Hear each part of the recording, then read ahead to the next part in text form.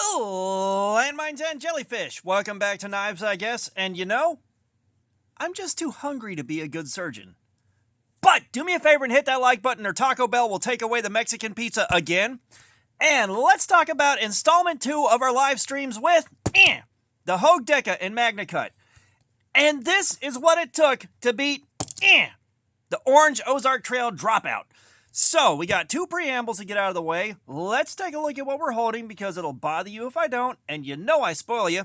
And first things first, and most importantly, the pocket clip is tip up, which is the Lord's carry. We have got the black polymer scales. Pocket clip is reversible. We have got the axis lock and the thumb studs. Let's flick the stud. And same deal here.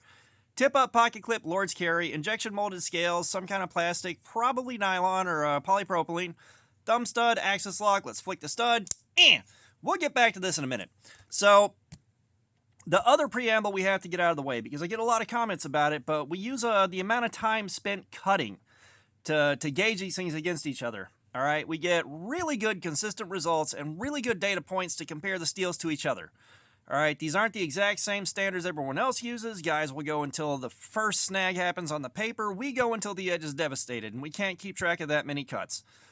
But over the same steels, we get very consistent results. And, if you want to see the pace of the cut, check out the live streams. They are up. And you can see, it's a cut every second or two between 4 and 9 inches, give or take.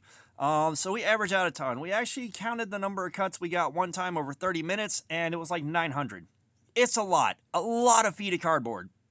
Okay, so now that those are out of the way, and no, it's not the most rigorous scientific lab coat wearing testing. We're just getting a good idea of how these steels compare to each other. Okay, so now that that's out of the way, all right, we did our first live stream on this. Of course, I carried it. I loved it for the week I had it. And then we did our first live stream. And so we have the best certified electronic sharpness tester. I will show you that a little bit later. But the way it measures your sharpness is the number of grams of force it takes to cut through the wire on a calibrated test clip. So now you know what that's all about. I will show you a little bit later. But I rarely, I've been starting to explain that during the video so y'all know what's happening. And we started the first live stream at 219 on the best spot that I tested, which is a really good spot for a factory edge to be. Not the sharpest I've ever had, but it was pretty good. Now, on the factory edge, we went 1 hour and pulled a 500, which is a very worn edge. All right, we stopped and we stropped it, and we stropped it back down to a 258 at the belly right here where most of the cuts are happening. At about 35 minutes, we were back up to 396. The factory edge, whatever it was about the factory edge, it did not like doing Cardboard Slayer, which I was very upset about. I expected better things, especially with the reputation Magna Cut has. A couple of guys said, yeah, decent edge retention, not the best, but it's very tough. Almost everybody else had me all psyched up because they're like, yeah, we'll see you in 2 weeks here. It's going to take you forever. So that didn't happen on the factory edge.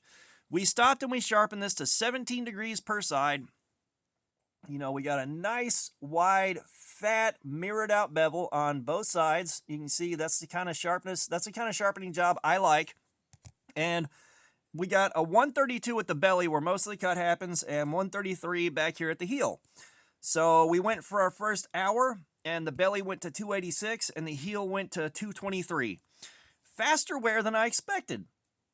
All right, so we go for another hour, and we hit a 409. I found a 484, and then back at the heel, it was still around 146. We went for our next hour, 457 at the area that snags, 114 at the spot that I tested on the heel. Now, you're testing a very tiny area that is literally the thickness of the wire here. Like you can see, this is one of the test clips that's been used. That wire is very thin. All right, so you're testing very tiny areas, so I moved around a good bit to find the worst spot I could. And so the numbers will flake around a little bit, but you get a general idea of what's happening.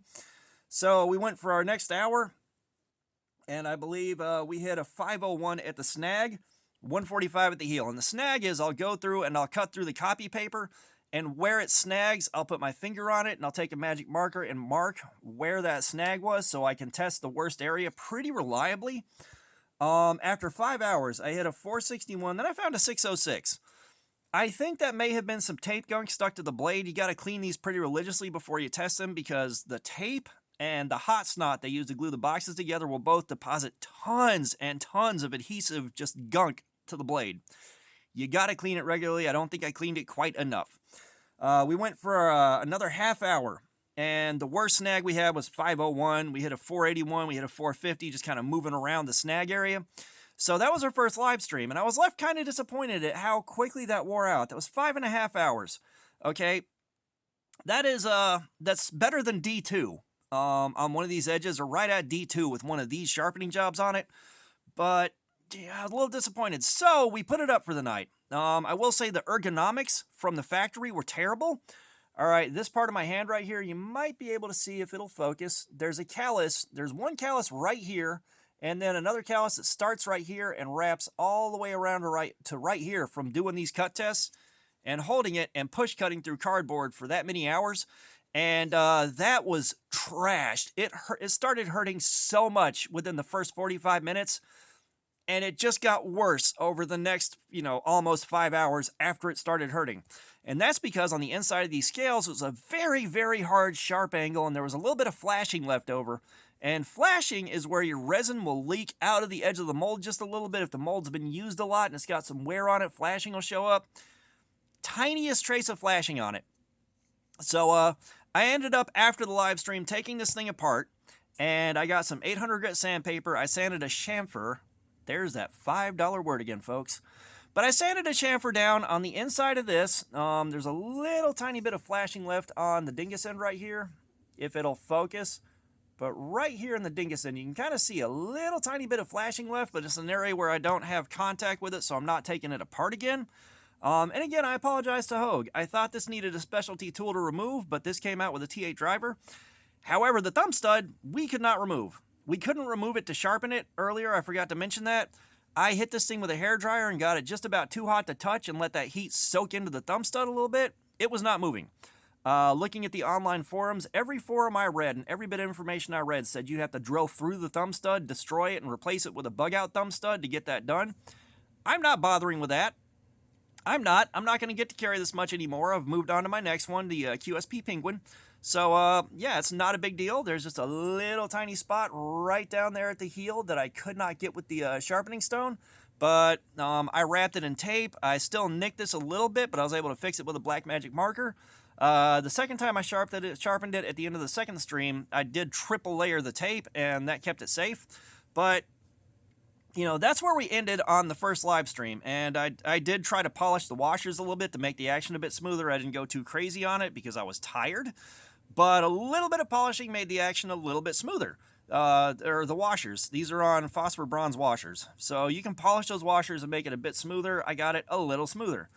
So we were at that 501, and we started cutting again on the second live stream. And after an hour into the second live stream, we pulled a 554 right here. And we pulled a 443 a little bit farther back or a little bit farther up. Like I said, I tested a couple of times to try to get the worst spot available. We went for another hour. We hit a 527. We hit a 532 and a 486. Like I said, tiny areas. But at that point, the edge stabilized. The edge stabilized and hung on for a while longer. Like, once we hit 500, it stabilized.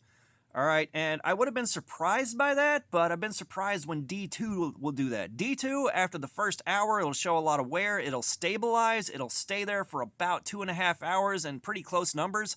And then the last half hour, it just falls off the cliff catastrophically. All right.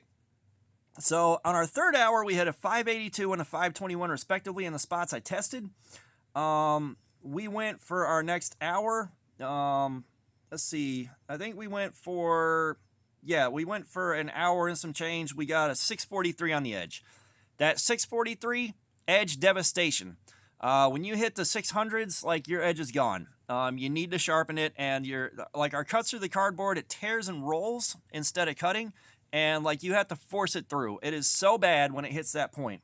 So we wound up with 9 hours and 15 minutes, a total time spent cutting with this thing. That is the best performance we've gotten so far, and for the other steels that we have tested and compared it to, leagues ahead of those. Leagues ahead of them. Now, it took this to beat this, and if you haven't seen this on this channel before, on a factory edge with the same kind of testing, we got 7 hours.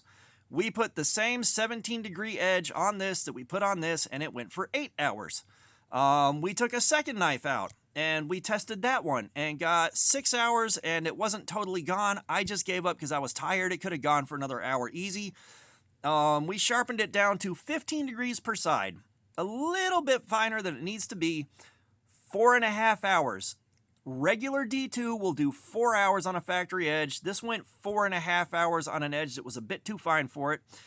And then, this right here, we took double wall cardboard and cut against the grain. We got around 480 feet of cuts, give or take, before we spent the last couple of hours cutting single wall cardboard against the grain before the edge was shot. Okay, this is an aberration. This is an aberration. This is D2. It's not supposed to do this, but it did. I am still confused by it.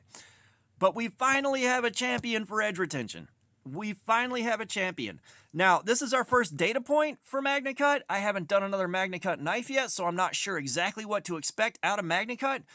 But we do have the Rat 1.5 in MagnaCut to check out a bit later on down the road to get a second data point to see how it does stacked up against this MagnaCut.